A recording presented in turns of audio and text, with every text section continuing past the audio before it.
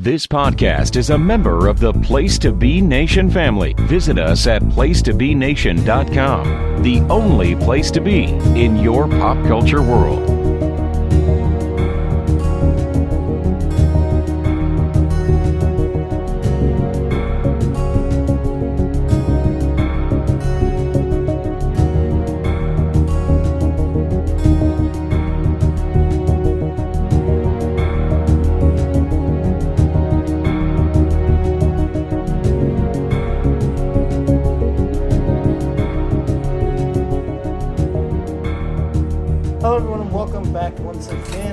Lucha, Undead, Get to Know, VOW, Voices of Wrestling edition, I guess. I am joined today by...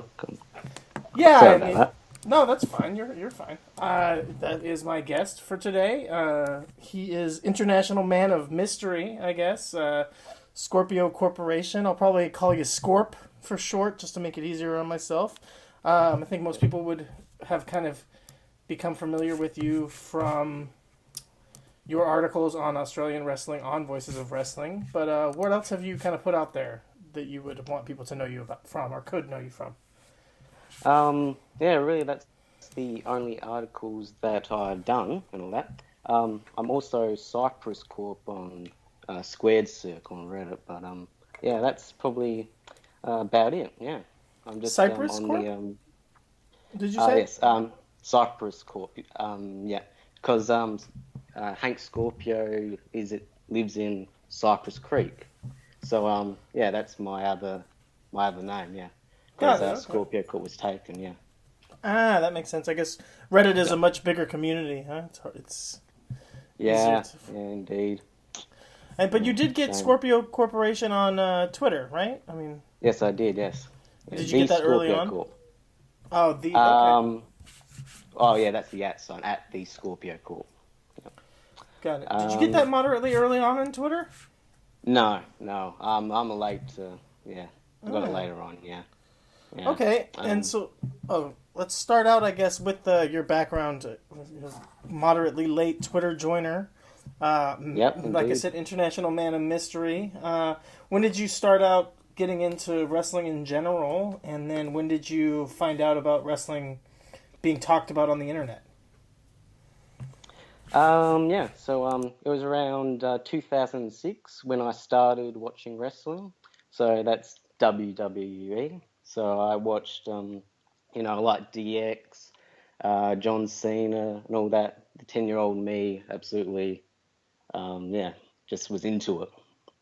I liked all the toilet humor and stuff, like when DX emptied the contents of a portaloo on the McMahons and all that, and Rey Mysterio was one of my favourites. Loved his fast-paced style. He was like almost like watching a pinball wrestle. He was like always constant movement. It was great. But then I started to fade away with my love for WWE over the upcoming years, and that's when I found out about other companies and all that. First one was TNA, so I found out about guys like AJ Styles, Samoa Joe, Christopher Daniels. Found out that Kurt Angle was wrestling for them, which was pretty cool. And yeah, they had all those free matches on YouTube, which was a joy to watch. And then through that, I found out about other companies like New Japan and Ring of Honor, and yeah, from there on then it kind of continued to grow. I would say what cemented my love for indie wrestling in particular was PWG. I got into that about 2014. So my first shows that I watched were PWG DDT4 and the Mystery Vortex show, which was the second one they'd done. And yeah, I just loved the characters and all that. Like I liked the Best Friends. Candice LeRae was a favourite. Kind of reminded me a bit of Rey Mysterio in a sense, how she was always constantly moving, very fast pace, a lot of hurricanranas and just Lucha Libre-esque kind of stuff. And then I just watched more and more.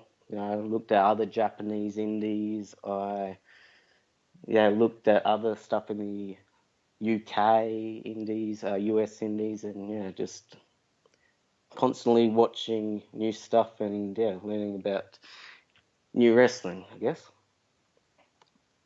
That's funny you brought up that PWG time period because I mean that's right around the time, actually maybe about a year after I had started going to PWG to all the shows because that was about a year or two after I moved to Los Angeles. It took me about that long before I started going to the shows. So that's funny to hear you kind of got exposed to PWG from shows that I was at.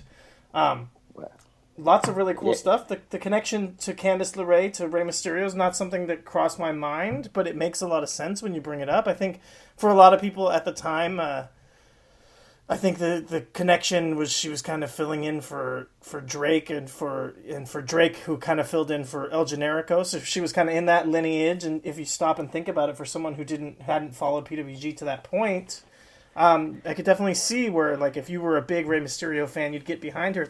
And that's interesting to then have that play into, say, like, intergender wrestling, which sounds like you were exposed to moderately early on, to say, like, she fills a role similar to Rey Mysterio as a plucky underdog babyface, rather than just, like, pointing out that she just happens to be a woman. I think PWG, except for the matches with her and Joey Ryan, did a pretty good job of not making it all about the fact that she's a woman.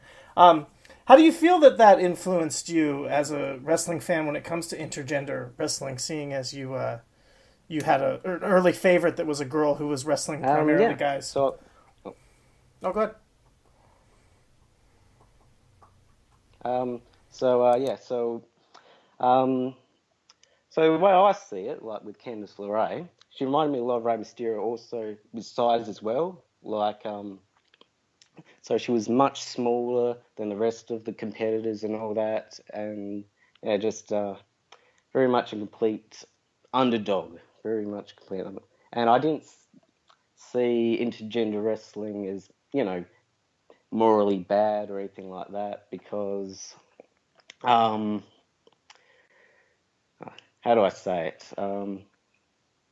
Because I know wrestling isn't real. They're not actually hurting Candice and all that sort of stuff. They're not actually hurting the women. And I just want to see the best wrestlers in the world, regardless of gender, fight each other and all that. And I also tend to see, like, when certain women wrestlers come up to men's level, I see it as a bit of a step up for them as well. Like a new challenge for themselves to show that they can be on that level and that they're as good as the men. And and it gives them opportunities to wrestle sometimes at a higher level, which they might not necessarily get in particular women's divisions and promotions and all that. So I just enjoy seeing new matchups and interesting contrasts of styles, and All right. So from there, you're finding out about indies. You're watching wrestling, like you said, on YouTube. When do you look for a community to talk to about wrestling on the internet? What's your first exposure to that? That would have to be Voices of Wrestling, yeah. So that was the first community that I found out about it. Probably reading about it since 2013, 2014. Officially joined their forum in about 2015. And just began discussing about it because I was watching a wide variety of wrestling that, the casual fan wouldn't know about it. And, I was looking just for some more people to discuss it with. And, I had a lot of fun discussing it with people from all across the globe and all that. And, And also, it was in about 2016 where I decided to make the Aussie Wrestling thread, which helped me to get a gig for Voices of Wrestling. Yeah, which is really cool. I mean, so from there, like you said, you get on the forums, you're talking to other people about wrestling, and then, I don't know, at this point, do you start searching out local indies, or when do you start to find out that there's actually a scene there? And kind of great timing that it coincided with the scene really starting to get some notoriety. I won't say explode, because even at this point I wouldn't say that the scene has really exploded, but it does get some notoriety. You got guys like me here in the United States getting excited, tweeting back and forth with young Australian wrestlers like Lockie Hendricks and stuff. So when do you kind of start to notice that, hey, there's actually wrestling nearby me? So it's quite interesting because Australian wrestling was one of the last things that I kind of went towards as such, like I knew about the UK, the US, Lucha Libre in Mexico, even I knew a bit about the Canadian indies and all that, but I realised that I had no idea about what's happening in Australia. And I found that a bit sad because there's probably some really good stuff, but no one's talking about it on the internet or just, in the wrestling community. So, I began to seek it out a bit, probably really began to really go into depth into it about 2015, 2016, where I really began to explore it. And I went to my first show in 2015, which was a Riot City show. Wasn't that high, I thought it was okay, but I never really went to another one of those shows again. But there was this one match on that show, which was Damien Slater versus Chris Basso. I believe you can watch it for free on their YouTube page, but I'm not going to say it was like a 4-star match, but I was really impressed by the level that they competed at, and especially Slater, who looked very crisp and smooth with his in-ring work. So I began to seek out some of his stuff, and I found out that his actual home promotion was Wrestle Rampage, and I started going to see their shows in 2016, and I haven't looked back.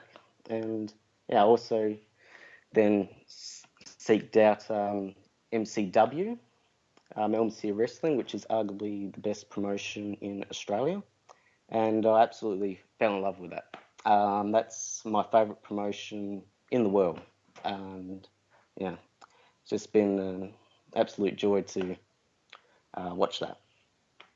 Yeah, what I've primarily been watching is MCW. I've watched some of the SPW as well, but with the topography of Australia, a lot of people point to that being part of the issues with the scene not being able to grow the same as, say, the UK scene or even the United States scene or the Japanese scene, due to there being areas that can be at least pockets of shows happening relatively close to each other.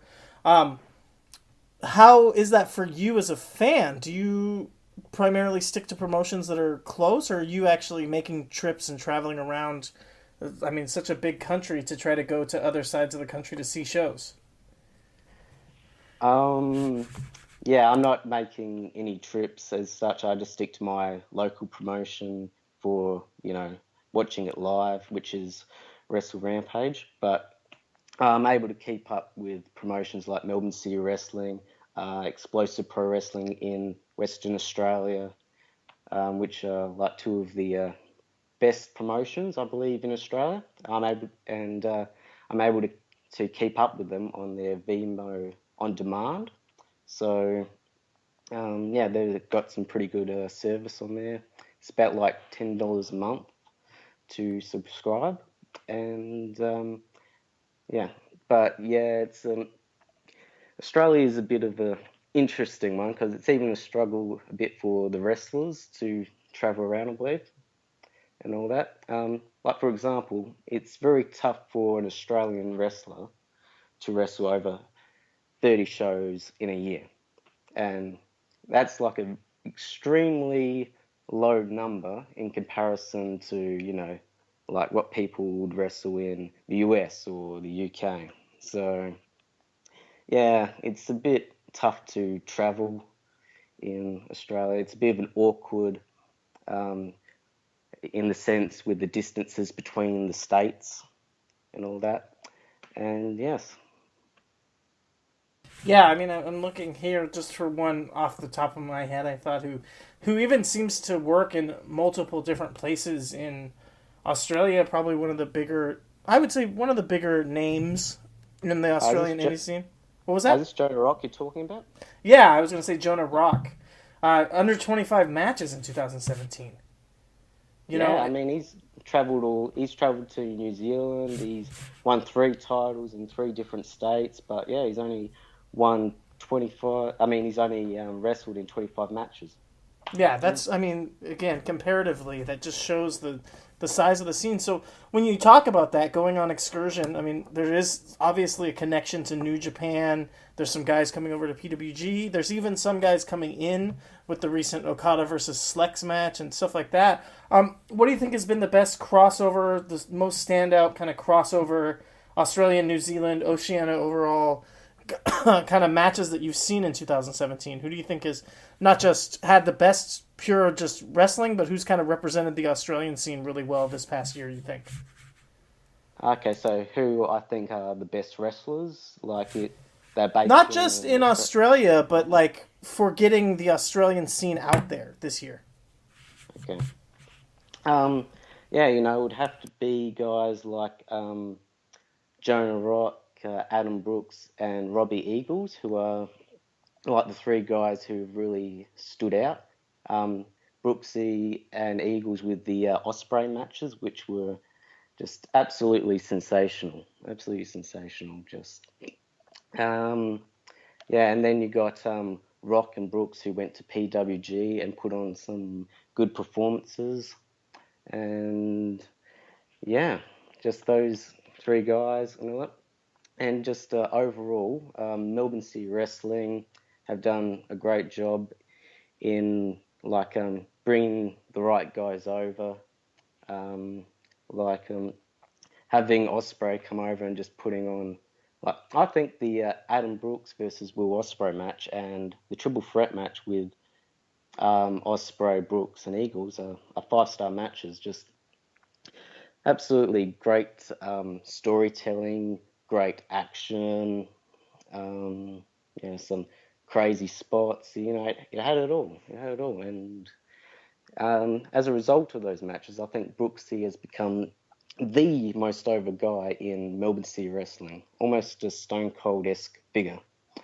And yeah, and then Yeah, there was also no, yeah, I'll actually let you speak first. Yeah, go on. yeah, I would honestly say that Brooks is probably the standout right now for the scene in general, because having those big matches with Osprey, who kind of came into the Australian scene to try to kind of booster it up, and then also having the big matches in PWG, delivering every kind of in those different ways. I think kind of he's becoming the face of the Australian scene right now. I don't know if you think that that's well suited. Is there somebody else who you think, oh, if only, maybe Robbie Eagles or someone like that, that if only they got those same shots, it might even bring more attention? Or do you think that Brooks is really a good guy to carry the banner for the Australian indie scene right now?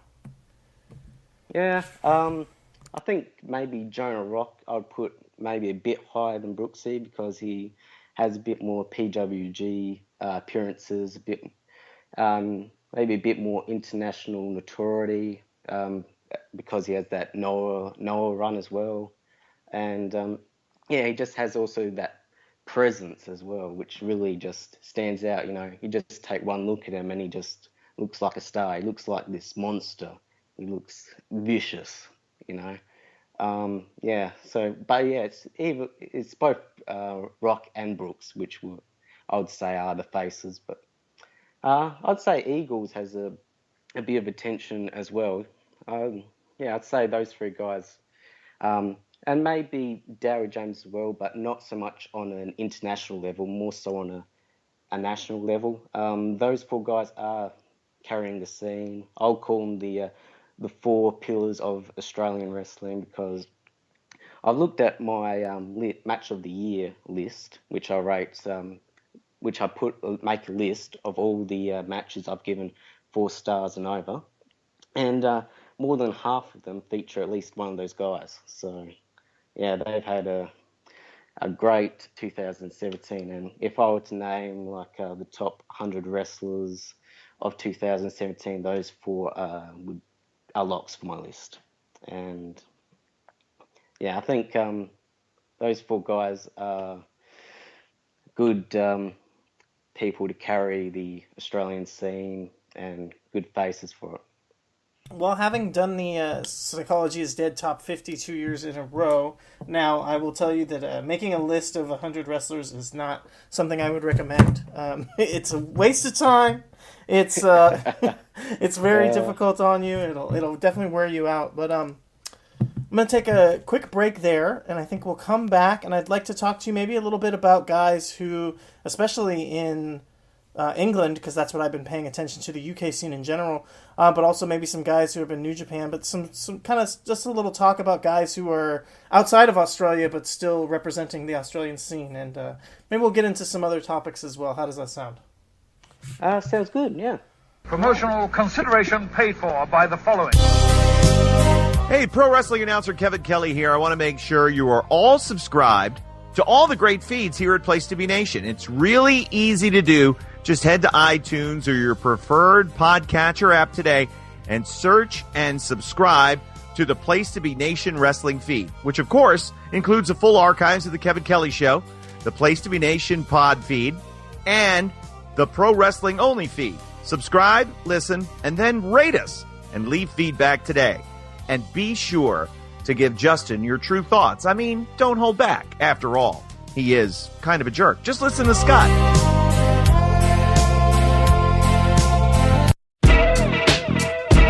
Place to Be Nation's JT Rosero and Chad Campbell here. We want to let you know that we have a ton of great podcasts available to you on iTunes, Stitcher, Google Play, and PlaceToBeNation.com, and we offer those to you on 3 great feeds. On the Place to Be Nation wrestling feed, we bring you the Mothership, the original Place to Be podcast, as well as Main Event, Lucha, Afterground, and our monthly pay-per-view reaction shows, as well as the Our Vantage Point podcast and Jeff Learns Wrestling. In addition to these full-length shows, we also deliver quick-hit pod blasts on topics old and new. Over on the Pro Wrestling Only feed, we dive deep inside the wrestling business with a stacked army of experts leading the way. The feed features potpourri shows such as This Week in Wrestling, Greetings from Allentown, Psychology is Dead, Puro Potpourri, Stacy and Elliot's Bogus Journey, and the Military Industrial Suplex. We also have shows that focus intently on certain topics like Letters from Center Stage, Space City, and NWA Classics On Demand Adventure, Through the Years, Strong Style History, Strong Style Story, and Mount Olympus. Plus, the feed has the full archives of legendary shows like Titans of Wrestling, Where the Big Boys Play, Letters from Kayfabe, and much more. And on our popular Place to Be Nation Pop podcast feed, we offer such great shows as the Glenn Butler Podcast Hour Spectacular, Rank and File, PTBN Dadcast, Go Home in a Box, NBA Team, and Lucha Undead, as well as a veritable podcast heaven for comics fans with the Hard Traveling Fanboys, Sellers Points, Todd Weber's Conversation, Geek and Sassy, and Imaginary Stories podcasts. You can find all of these current shows plus archives of our past podcasts, including The Kevin Kelly Show, as well by subscribing to all of our feeds on iTunes, and while there, be sure to rate and leave feedback as well. All of these shows, plus others available on PlaceToBeNation.com, where we cover pro wrestling, sports, movies, comics, plus in-depth stretch projects and more. Be sure to support our site by using PlaceToBeNation.com/Amazon when shopping online, and download our free PTB Vintage Vault Refresh ebooks via the links on our site. We also want to thank our friends at Bonehead's Wing Bar in West Warwick, Rhode Island, and Fall River, Massachusetts, TheHistoryOfWrestling.com, and Scott Keats' Blog of Doom. Be sure to follow us on Facebook, Twitter, Instagram, and Tumblr as well. PlaceToBeNation.com, the only place to be in your pop culture world. And we are back. So, Scorp, I wanted to ask you, like I said, about guys who have been kind of spreading their legs around the country, working in other places. 2 guys that stand out huge for me, and actually seem like they probably play 2 sides of the coin. Mark Davis and Kyle Fletcher, Aussie Open. Mark Davis being a veteran of the scene, Kyle Fletcher being a relative rookie.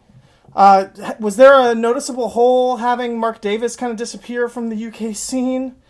Was Kyle Fletcher a guy who was kind of a standout rookie before he left? Like, what was their impact in the UK or in the Australian scene before they left? And what has kind of their almost meteoric rise done to, say, other people in the Australian scene, or have you heard people talking about them still in Australia since they've been gone?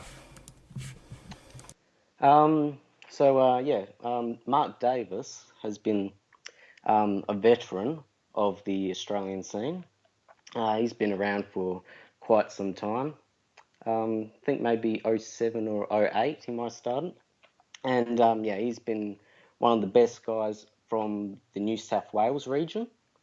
And he has had some pretty good matches. The most memorable one was when he went to Melbourne City Wrestling, and he had like this great match with Marty Scurll in the MCW Invitational Tournament in 2016. And definitely recommend seeking that out, and just the whole tournament in general. Has a pretty stacked lineup with Adam Brooks, Mark Davis, Marty Scurll, some good young wrestlers like Josh Shooter, Sid Parker, and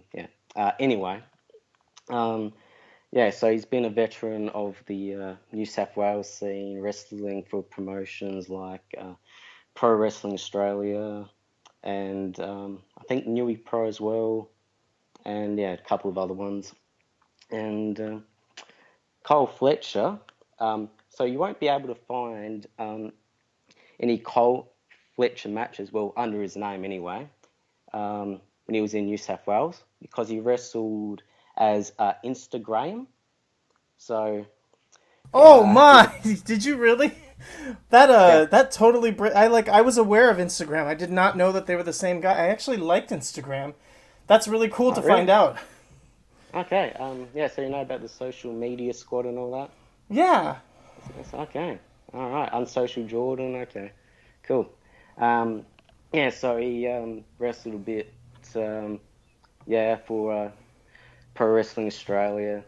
Trained by the Eagles clan, in particular, like Robbie and Madison, and a couple of the other guys from PWA, and that's. Well, that makes sense now to think, because I think he originally showed up in Attack, and he kind of. He was Instagram when he first moved to the UK. Yeah. Yeah, and he was in Attack Pro Wrestling, which is a lot kind of like Chikara, and I always thought that the Instagram and even the social media squadron in general kind of group felt like they could have fit in there, but Kyle Fletcher didn't necessarily come across like that kind of goofy. He kind of sells like a cartoon character, I've said before. He does. But he didn't come across like a goofy gimmick, and now I realize why he was a fan of Attack, because he is kind of a goofy gimmick type wrestler, knowing that was his. So, thank you for that. Hopefully that doesn't get us the same kind of negative press that the Silver Ant debacle did for Joe Lanza. I don't know if it's as big of a secret. Maybe I was the only one who didn't know. They're all right, PWA guys. They're not too strict. I mean, they are big Chikara people, but they'll be cool with it. Yeah. The other thing, too, is you mentioned that, and it made me kind of think of, too, I know that Dahlia Black wrestled with a different name when she was in Australia or New Zealand as well. So do you think that that's kind of a thing? I know that Josh Shooter, you mentioned him, he just recently had a name change when he's been in England. Do you think a lot of guys, or a lot of wrestlers, I guess, with Dahlia Black being one of them, are changing their names on the European scene for a reason? Or do you think it's just kind of they want to have a new start, so they're kind of trying to start over on the UK scene? I think it's just more about a fresh start. That's what I don't think they're trying to hide the fact that they're in the Oceanic or anything like that. Because when you think about it, Travis Banks, TK Cooper, Mark Davis, they have the same names that they had when they were in Australia and the New Zealand. So no, I don't think that's too much of an issue or whatever. Well, Dahlia Black was called Olivia Shaw when she wrestled in Australia and New Zealand, if I'm correct. She's the sister of James Shaw, who was quite a prominent wrestler in New Zealand. Probably one of their top wrestlers in New Zealand, yeah. Yeah, and he's a guy I wonder why we don't see more of, other than I guess being out of New Zealand probably. Because what I have seen from him, I actually thought was pretty good. So we'll just see as things continue to grow. Well, I mentioned Mark Davis, and you talked about him being a vet and kind of the impact on him leaving the scene. But I think probably the biggest, I mean, you could tell me, but I would assume that the biggest impact on the scene leaving Australia was Travis Banks, or am I wrong there? Was it maybe like the TMDK, the Mighty Don't Kneel guys leaving? Like, what would you say was the biggest impact on Australia having a vet who kind of left to go on to bigger and better things in the modern era, obviously? Yeah, that's an interesting question. I think maybe Travis Banks, in the sense that he went to the UK and became a success, and it's kind of influenced others to go over and make a success of themselves.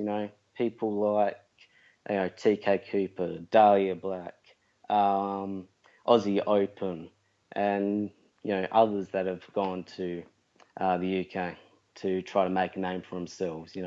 I think it's proof that that Australians can succeed in the UK, and there's also got the contact of having Trav and all the other Australian people as support. To help get bookings and other things, training. Because I know Mark Davis and Cole Fletcher do a bit of training with Travis Banks, which has really helped them. So, yeah. So, yeah, I guess in some ways the impact isn't just that there's a void left by him leaving, but also that he kind of created what a lot of people see as a path for themselves as well. You didn't pathway. You didn't even mention like Charlie Evans has recently moved over. Oh, yeah, of course. There's even more. I mean, there continues to be more connection. The other side of it, I guess, is the New Japan side of things. It seems New Japan having, Tama Tonga, was it Tangaloa, Bad Luck Fale. They also have Jay White, like guys who were from the region, and now they're running more training camps, more kind of, I guess you would call them like scouting camps, tryouts in the region. They're pulling more guys, right now, Leo Tonga and guys who are within the family, but you would assume that they continue to pull more and more guys out of the scene. But they seem to be more, I guess because it's a uniformed company, giving back more, sending a guy like Okada back. Like, what do you think about the connection between New Japan and the Oceania scene? And do you think that it's probably more healthy and actually better for the scene having a relationship with New Japan as opposed to the UK scene, where because it's so many different companies, they don't really have the ability to give back to the UK scene or to the Oceania scene the same way that New Japan can? I think it's good that New Japan are getting closer to, in particular Melbourne City Wrestling. I think it's given them some good exposure, and they're able to get that big Okada versus Slicks match, which drew a lot of press and all that. And then you got the Fale dojo, which is looking to give more opportunity to Australian and New Zealand wrestlers and all that. And a hope for me is that get Australia guys who can make a little trip to Japan and wrestle for New Japan and all that, and then they come back here and continue to wrestle more matches in Australia. Yeah, I mean, I wonder if there was times when there was talks of different people running tours there. There was the Hogan kind of company that he said he was going to run. You got Ospreay saying he wants to get more involved with Australia. Do you think that Australia could ever? I don't think either of us really would probably say that Australia can have like a flourishing scene of its own. But do you think Australia could become a breeding ground for something like that? Hold on. Oh, no problem. I'll just kind of. Do you think it's about let's say. Do you think that the Oceania scene could kind of serve as almost like a satellite territory for a New Japan before it could kind of have its own company that gets with it like that size, or the scene getting that size on its own? Good question. I'm not sure. Not sure about that. Yeah. I'm not sure how big the Australian scene can get. I wonder if the growth is limited there and all that. But I think there is a lot of talent that New Japan could use. A lot of potential young boys, a lot of potential guys who can just go over and be a star straight away. So, yeah, I'm not sure, how profitable be running in Australia and all that. I know that there is quite a demand in Melbourne and all that. Yeah. Okay. Well, unfortunately, I think that we've kind of eaten up most of our time just talking about the Australian scene. I was going to preface this up in the beginning that really this is going to be more of a primer on the Oceania scene in general, having you throw out some stuff to check out or mention some good stuff there. So, before we get to the final question, maybe I'll give you a chance to. Is there anything else that you think is getting overlooked in the Oceania scene, or anything that people should be going out of their way to check out, other than MCW? Oh yeah. There's Explosive Pro Wrestling, which had their event Reawakening 16, which was pretty great.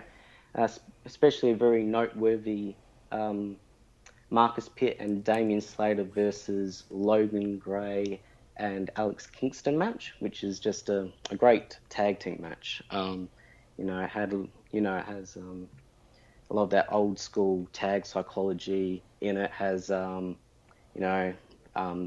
high flying, fast paced indie style to it as well. Just good storytelling, and it's a very good match to seek out. This Logan Gray kid is a real prodigy, and has a killer shooting star press. Nice. So for someone who, let's say, doesn't have a bunch of disposable income, they're not going to subscribe to a bunch of multiple different services.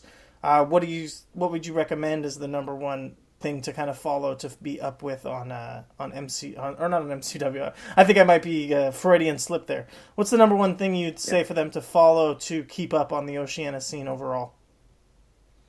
Melbourne City Wrestling would be the best company to subscribe to.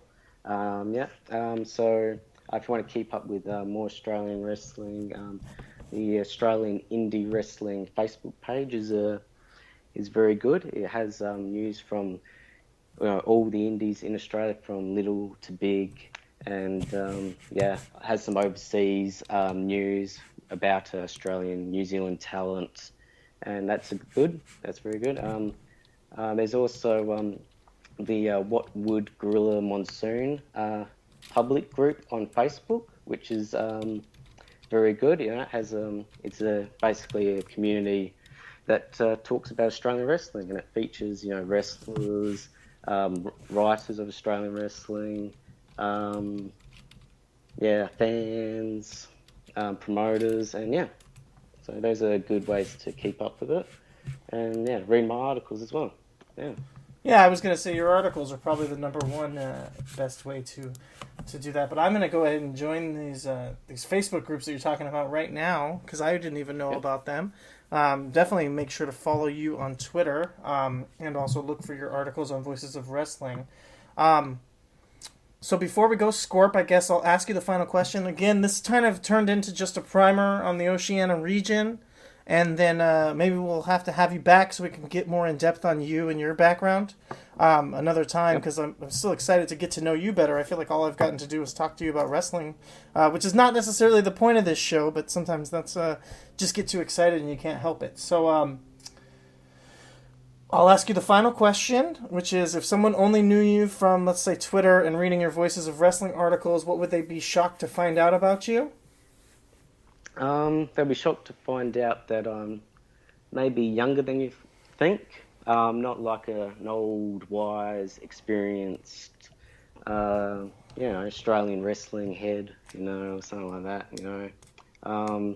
Be surprised to find out that I'm a marketing student at a university, I suppose, and then I'm also a surprisingly good-looking guy. Hey, there we go. So, if anyone is looking for a date in Australia at some time, or a marketer as well, or a job as well, yeah, or just a marketer who's got the looks there too. This is going to be your man. That came across as a bit awkward, yeah. But this is your guy. You're just going to have to figure out how to find him, because he is a man of mystery. And that is, like I said, the final question. So, Scorp, anything you want to plug before I let you go for the day? Follow me on Twitter at the Scorpio Corp, and read my Voices of Wrestling articles, and All right, and as always, we'll see everyone back here next week. Otherwise, thank you so much for listening. Make sure to follow me on Twitter at Lucha Undead. Make sure to follow all the shows on the Pro Wrestling Only feed, especially the Psychology is Dead episodes that just came out with Dylan from Eastern Lariat talking about top guys in wrestling with Quinton. Fantastic episode to kind of bring everyone back after having to listen to me ramble on for 8 hours about wrestlers. I guess thanks everybody for listening. Bye.